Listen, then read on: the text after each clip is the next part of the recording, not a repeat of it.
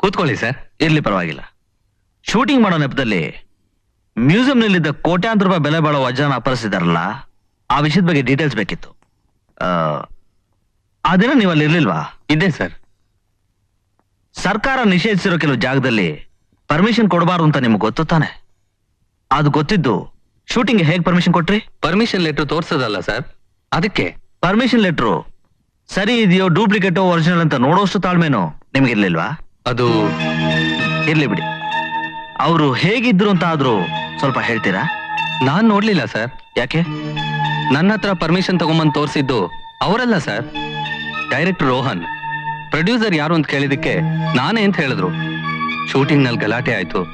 ಒಂದೇ ಒಂದ್ ಸೆಕೆಂಡ್ ಅಲ್ಲಿ ಮುಸ್ಕ ಹಾಕೊಂಡಿರೋರು ಬಂದು ಅದನ್ನ ಅಪರ್ಸ್ಕೊಂಡು ಹೋದ್ರು ಸರ್. ಆಯ್ಸಿ ಸರ್, ನನ್ನ ಮೇಲೆ ಅನುಮಾನ ಪಡಬೇಡಿ ಸರ್. ನಾನೊಬ್ಬ ಜವಾಬ್ದಾರಿ ಇರೋ ಆಫೀಸರ್. ಇರ್ಬೋದು, ಆದ್ರೆ ಹಣದ ಆಸೆಗೋಸ್ಕರ ಕರ್ತವ್ಯಕ್ಕೆ ದ್ರೋಹ ಬಗ್ದಿರೋ ಕೆಲವು ಅಧಿಕಾರಿಗಳ ಬಗ್ಗೆ ನೀವು ಕೇಳಿರ್ಬೋದು.